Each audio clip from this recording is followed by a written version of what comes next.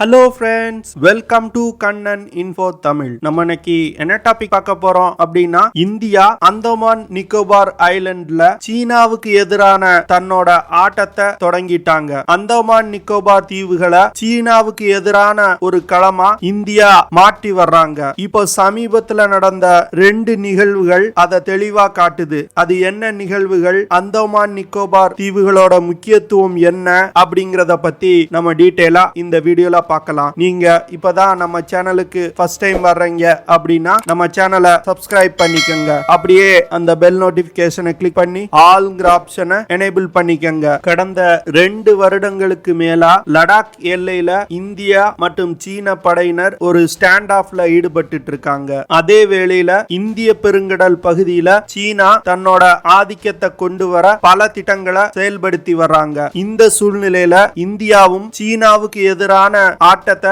இந்திய பெருங்கடல் பகுதியில தொடங்கிட்டாங்க. இப்போ சமீபத்துல இந்தியா அந்தமான் நிக்கோபார் தீவுகள்ல பல முன்னேற்றங்களை செஞ்சு வர்றாங்க. அந்தமான் நிக்கோபார் ஐலண்ட்ல இந்தியாவின் ஒரே ட்ரை சர்வீஸ் கமாண்ட் இருக்கு. அதாவது ஆர்மி, நேவி, ஏர்போர்ஸ் இந்த 3 படைகளும் ஒருங்கிணைக்கப்பட்ட ஒரு படை அந்தமான் நிக்கோபார் தீவுகள்ல இருக்கு. ஒரு ட்ரை சர்வீஸ் கமாண்ட இந்தியால வைக்காம எதற்காக அந்தமான் நிக்கோபார் தீவுகள்ல கொண்டு வச்சிருக்காங்க அப்படின்னு சிலருக்கு கேள்வி எழலாம். அதற்கான காரணம் என்ன அப்படின்னா, அந்தமான் நிக்கோபார் ஐலண்ட் ஒரு ஸ்ட்ராட்டஜிக்கல் முக்கியத்துவம் வாய்ந்த இடத்துல லொகேட் ஆயிருக்கு. அதாவது தென் சீன கடல் பகுதியையும் இந்திய பெருங்கடல் பகுதியையும் இணைக்கக்கூடிய ஒரு குறுகலான பகுதியை மலாக்கா நீரிணை பகுதி அப்படின்னு சொல்லுவாங்க. இந்த பகுதிக்கு மிக அருகில் அந்தமான் நிக்கோபார் ஐலண்ட் அமைந்திருக்கு. இதன் மூலமா மலாக்கா நீரிணை பகுதி வழியா இந்திய பெருங்கடல் பகுதிக்குள் வரக்கூடிய கப்பல்களை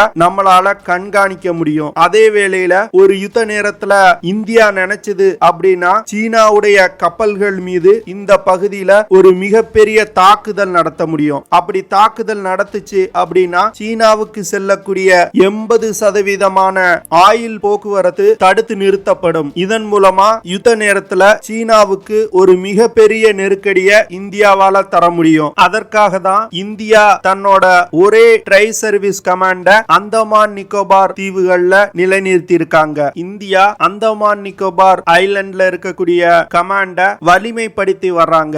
இந்த சூழ்நிலையில இந்துஸ்தான் ஏரோநாட்டிக்ஸ் லிமிடெடால் தயாரிக்கப்பட்ட 3 ALH Dhruv MK3 ஹெலிகாப்டர்களை Andaman Nicobar தீவுகள்ல உள்ள கமாண்ட்ல இண்டெக்ட் பண்ணிருக்காங்க.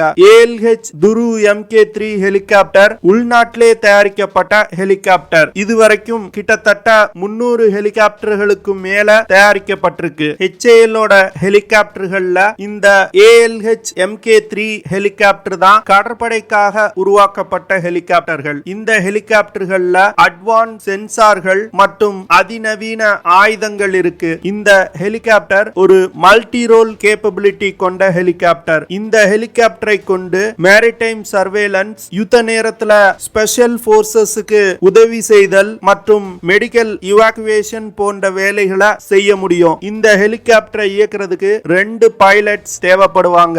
இந்த ஹெலிகாப்டர்ல ஒரே நேரத்துல 14 பேர் பயணம் செய்ய முடியும். இந்த ஹெலிகாப்டர்னால அதிகபட்சமா 5800 கிலோகிராம் எடையை சுமந்து கொண்டு பறக்க முடியும். இந்த ALH MK3 ஹெலிகாப்டர்னால 1000 கிலோகிராம் எடை கொண்ட பேலோடுகளை சுமந்து கொண்டு பறக்க முடியும். ALH MK3 ஹெலிகாப்டர்ல உள்நாட்டிலே தயாரிக்கப்பட்ட 2 டர்போமெக்கா சக்தி 1H டர்போஷாப் இன்ஜின் பயன்படுத்தப்பட்டிருக்கு. இந்த இன்ஜின் 1068 கிலோவாட் திறன் கொண்ட இன்ஜின். அதிகபட்சமா 291 கிலோமீட்டர் பெர் ஹார் வேகத்துல டிராவல் செய்ய முடியும். இந்த ஹெலிகாப்டர்னால அதிகபட்சமா 630 கிலோமீட்டர் தூரம் வரைக்கும் பறக்க முடியும். ALH MK3 ஹெலிகாப்டர்னால அதிகபட்சமா 20,000 அடி உயரம் வரைக்கும் பறக்க முடியும். இந்த ஹெலிகாப்டர்ல அட்வான்ஸ் மேரிடைம் பெட்ரோல் ரடார் இருக்கு. இந்த ரடார் மூலமா கடல் பகுதியை தீவிரமா கண்காணிக்க முடியும். அதே போன்று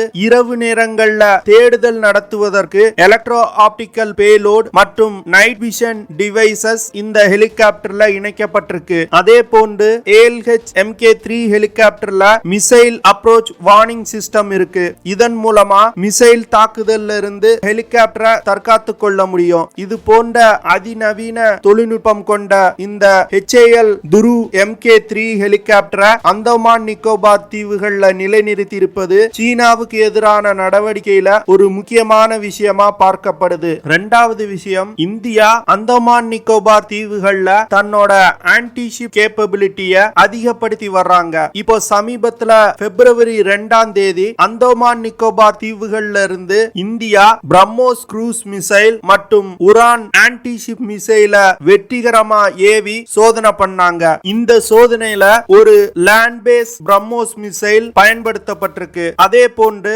உரான் ஆன்டி ஷிப் மிசைல இந்திய கடற்படையின் கைடட் மிசைல் கோவிட் ரக கப்பல்ல இருந்து ஏவி சோதனை பண்ணிருக்காங்க. இந்த ரெண்டு மிசைல்களும் இந்திய கடற்படைக்கு சொந்தமான பழைய கப்பலான LCU-38 அப்படிங்கிற கப்பலை சென்று தாக்கியிருக்கு. இந்த சோதனை குறித்து இந்திய கடற்படை என்ன சொல்லியிருக்காங்க அப்படின்னா, இந்த ரெண்டு மிசைல்களும் இலக்கை மிக துல்லியமா தாக்கியிருக்கு. அது மட்டும் இல்லாம மிகப்பெரிய அழிவையும் ஏற்படுத்தி இருக்கு அப்படின்னு சொல்லியிருக்காங்க. இந்த சோதனையை எதற்காக செஞ்சிருக்காங்க அப்படின்னா, இந்த தீவுகளை பாதுகாக்கக்கூடிய கேப்பபிலிட்டி எப்படி இருக்கு அப்படின்னு வேலிடேட் பண்றதுக்காக சோதனை நடத்தப்பட்டிருக்கு அப்படின்னு நேவி சொல்லியிருக்காங்க. இந்த சோதனை சீன கடற்படைக்கு ஒரு எச்சரிக்கை விடும் விதமா இருக்கு. ஒரு யுத்த நேரத்துல சீன கடற்படையின் கப்பல்களை எங்களால தாக்கி அழிக்க முடியும் அப்படிங்கிற விஷயத்தை காமிப்பதற்காக இந்த சோதனை செய்யப்பட்டிருக்கு அப்படின்னு டிஃபென்ஸ் எக்ஸ்பர்ட்ஸ் சொல்றாங்க.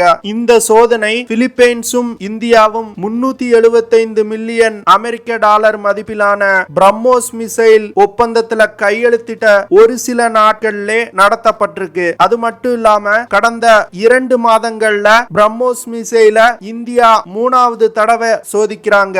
முதல் சோதனை டிசம்பர் 8ஆம் தேதி பிரம்மோஸ் மிசைலோட ஏர் லான்ச் க்ரூசர் மிசைல Su-30 MKI விமானத்துல இருந்து லான்ச் பண்ணி வெற்றிகரமா சோதனை பண்ணாங்க. பிரம்மோஸ் மிசைலோட ஏர் லான்ச் வேரியன்ட பிரம்மோஸ் A அப்படின்னு சொல்லுவாங்க. இந்த சோதனைக்கு பிறகு பிரம்மோஸ் மிசைலோட ஏர் லான்ச் வேரியன்ட அதிக அளவுல உற்பத்தி செய்ய ஒப்புதல் கொடுக்கப்பட்டிருக்கு. இரண்டாவது சோதனை ஜனவரி 20ஆம் தேதி ஒரிசா மாநிலம் சந்திப்பூர்ல இருக்கக்கூடிய இன்டகிரேட்டட் டெஸ்டிங் ரேஞ்சில வச்சு செய்யப்பட்டிருக்கு. இந்த சோதனையும் வெற்றிகரமா முடிஞ்சிருக்கு. அதற்கு பிறகு 3வது முறையா அந்தமான் நிக்கோபார் தீவுகள்ல வைத்து இந்த சோதனை நடத்தப்பட்டிருக்கு. இந்த சோதனையில பயன்படுத்தப்பட்ட பிரம்மோஸ் மிசைல்னால 290 கிலோமீட்டர் தூரத்துல உள்ள இலக்குகளை மிகவும் துல்லியமா தாக்க முடியும். அதுவும் மாக் 3 வேகத்துல சென்று இலக்கை தாக்கும். அதாவது ஒலியின் வேகத்தை விட 3 மடங்கு வேகமா இந்த மிசைல்னால டிராவல் செய்ய முடியும். அடுத்து உரான் அப்படிங்கிற ஒரு ஆன்டி ஷிப் மிசைல இந்திய கடற்படையின் கப்பல்ல இருந்து ஏவி சோதனை பண்ணிருக்காங்க.